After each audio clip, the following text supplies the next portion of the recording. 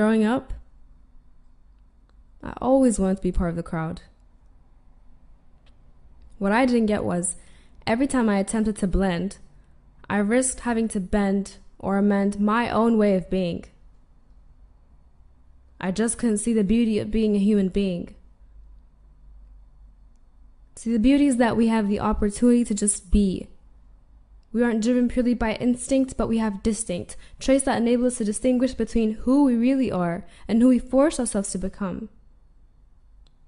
And traits that can let us extinguish the flame of self-doubt that resonates within us whenever distorted fragments of speech disturb our flow, causing us to distance ourselves from the real us and destroy or diminish our inner glow. But the question was I willing to stoop that low, just to avoid being different? I always find myself saying things like, if I knew then what I know now, or if I could go back in time. But at least I know now, and at least I have some time. But still, I would have never dumbed myself down, would have never given up the role of class nerd for class clown, wouldn't have substituted quiet and classy even if it was just for a split second. Anyways, that was before I learned that trying to keep everyone happy would leave me miserable, that the same people you spend forever trying to please are the quickest ones to dim your light. Before I knew that dessert and disaster are served on the same freaking plate, that friendships don't have to be formed from two when too late.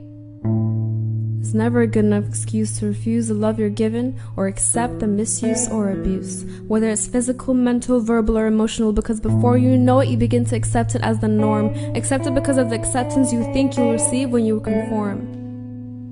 And it was before I knew that for every dozen red roses there's a white one, that for every dark alley there's a rising sun, bursting from the ground as if it had been trapped underneath with no room to breathe. The same place you've chosen to keep your truest thoughts and intentions because you're afraid of what they will think, or what they might say. Man. But that was before I knew that I had become a walking oxymoron, a living, breathing contradiction, ready and willing to stand up for myself, but not believing in myself, afraid of the rejection and hidden from the projection. I mean, how? Just how can you stand up for something you don't believe? But it's so easy when doubt takes you by the sleeve and offers you a seat. And I don't mean the spongy kind with the fluffy pillows that come with a complimentary comfort toy, no. I mean the cold, shiny metal kind that sends splinters of chills across your virgin skin and locks you into position the moment you're in. I was stuck. And growing up, I stayed that way for so long that I always felt different. Always felt that just being me wasn't good enough. The nerd me wasn't cool enough. The cool me wasn't smart enough. And the smart me didn't have enough Facebook likes from the profiles that disliked me in real life.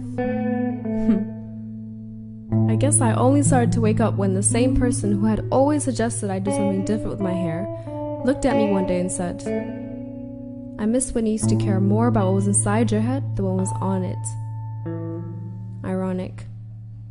But this was all before I knew that self-contentment, I mean the sort that stems from within, is the best form of protection, that only fools are convinced that joining the crowd will guarantee them an immediate immunity from rejection.